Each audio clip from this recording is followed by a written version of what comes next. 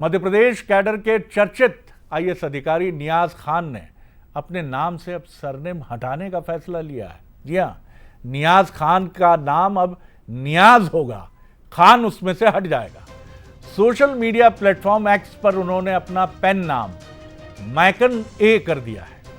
IAS अफसर ने खुद अपनी पहचान बदलने के पीछे बड़ी वजह बताई है। ब्राह्मण द ग्रेट और वॉर ऑफ कलयुग जैसे चर्चित नॉवेल दे चुके आईएएस अधिकारी नियाज का मानना है कि उनके सरनेम यानी खान से उनके उपन्यासों की लोकप्रियता पर असर पड़ रहा है। उन्होंने ऐलान कर दिया है कि आने वाले उनके उपन्यासों और उसके जो कॉपीराइट इशू हैं उसमें उनका नाम माइकन ए, यानी ये जो नया नाम उन्होंने अपने को दिया है, ये इसको घोस्ट राइटर भी आप कह सकते हैं, माइकन ए के नाम का वो इस्तेमाल करेंगे। यानी नियाज खान अब लिटरेरी या अदब की दुनिया में, किताबों की दुनिया में माइकन ए के नाम से जाने जाएंगे। ये भी दुनिया में बदलते हुए सरोकारों को लेकर झंझोड़ने वाली एक खबर है। चलिए क्या कहेंगे सिसोदिया साहब हमारे साथ है। सिसोदिया साहब, आपने देखा बहुत संजीदा राजनेता है, मैं फिर उम्मीद करूंगा, और बीजेपी एक बहुत संवेदनशील पार्टी है, और बीजेपी, और मैं फिर कहूंगा कि प्रधानमंत्री तक भी ये बात पहुंचेगी तो उनकी संवेदना का तार भी ज़रूर किसी न किसी रूप में खनकेगा। मेरा आग्रह है कि इसको टेकअप करके आप जैसे संजीदा राजनेता, आप देखिए नियाज खान अपना नाम हटा लेते हैं, खान माइकन ए के नाम से वो बात करने लगते हैं। जी, निश्चित तौर पर भारतीय जनता पार्टी का तो बहुत स्पष्ट कहना है और मानना है शरद जी। हम तो कहते हैं कि सबका साथ, सबका विकास, सबका विश्वास, सबका विश्वास हमारे ऊपर बना रहे, हम सब पे विश्वास करें और सब हम पे विश्वास करें। इस दिशा में ही हम काम कर रहे हैं। सरकार की जो कार्य योजना है, सरकार की जो योजना है, सरकार के द्वारा किए हुए नीतिगत निर्णय है, लिए गए नीतिगत निर्णय है, उन सब में अगर आप देखेंगे तो आप ये पाएंगे कि हमने तुष्टिकरण की बात नहीं करी है। इस देश के अंदर हमने संतुष्टिकरण की बात कही है।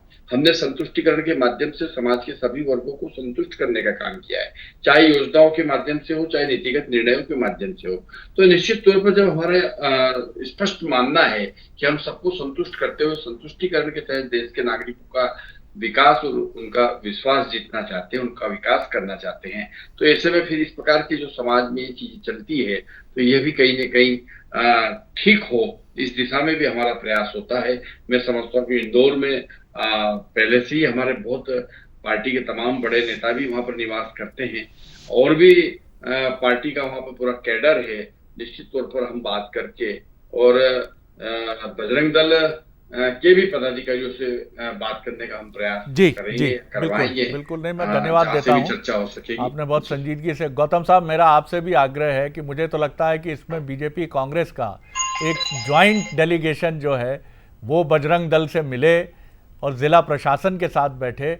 अगर आपको फिरोज़ खान से आपत्ति है तो फिरोज़ तो उस तरह के किरदार हैं कि वो कहेंगे साहब मैं हट जाता हूँ, आप यहाँ पर कोई रमाशंकर त्रिपाठी आयोजक कर लीजिए या रमाशंकर गुप्ता कर लीजिए या अग्रवाल कर लीजिए या श्रीवास्तव कर लीजिए, लेकिन मुझे हटा दीजिए। लेकिन उन बच्चों का मन मत तोड़िए जिन बच्चों को सिर्फ खान नाम की वजह से आप गरबा में शामिल होने से रोक रहे हैं।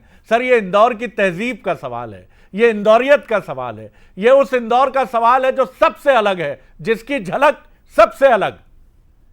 बिल्कुल सही कहा शरद जी आपने, और इसमें पार्टी हितों से ऊपर उठकर और पार्टी के जो क्षुद्र लाभ और हानि है उससे ऊपर उठकर बात करना चाहिए। और केवल खान सरनेम होने की वजह से अगर किसी पर कोई आपत्ति उठती तो मैं समझता हूं कि अशफाक उल्लाह खान की भी धरती है, जिन्होंने कहा था कि आरजू नहीं है, कुछ आरजू है तो बस इतनी कि कोई रख दे खाके वतन कफन में। और आपने रसखान का जिक्र किया, आपने अमीर खुसरो का जिक्र किया, तो मैं समझता हूं कि भारतीय जनता पार्टी और बजरंग दल जैसी लोग संगठनों को भी ये समझना चाहिए कि केवल खान होने से उसकी मंशा पर प्रश्न चिन्ह खड़े कर देना कहीं पर भी बुद्धिमानी नहीं लगती। और मैं समझता हूं कि फिरोज खान के मामले में जल्दबाजी किया बजरंग दल ने, और मैं तो बजरंग दल से आपके चैनल के माध्यम से भी आग्रह करता हूं कि अपने निर्णय पर पुनर्विचार करें और उनको फिरोज खान के गरबे को पुनः चलने दें।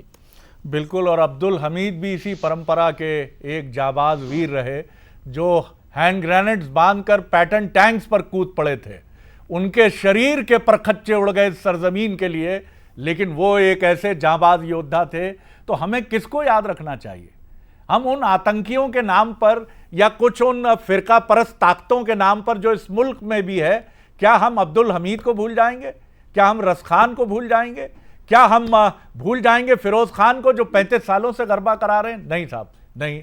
इंदौर, इंदौर, इंदौर, सामने आइए, सामने आइए, सामने आइए। बस इससे ज़्यादा मैं नहीं कह पाऊंगा, क्योंकि हमारी तहजीब की जो जंजीरें हैं, जंजीर शब्द ठीक नहीं है, हमारी तहजीब एक दूसरे से गुथी हुई है और ये गुथी हुई रहने दीजिए। हाँ, जो फिरका परस्त ताकतें हैं उनसे हम बहुत सख्ती से निपटेंगे, लेकिन जो निर्दोष हैं, निष्पाप हैं, जो खुद इस मिली जुली संस्कृति का हिस्सा हैं, यज्ञ करते हैं, हवन करते हैं, टीका लगाते हैं और फिर भी ये नहीं डरते हैं कि उनके मजहब में इसका क्या रिएक्शन होगा, उनको अगर हम इस तरह से देखेंगे बहुत दिल टूटेंगे और ये दिल हिंदुस्तान के लिए भी अच्छे नहीं होंगे। आप सभी का बहुत शुक्रिया और मैं सीधे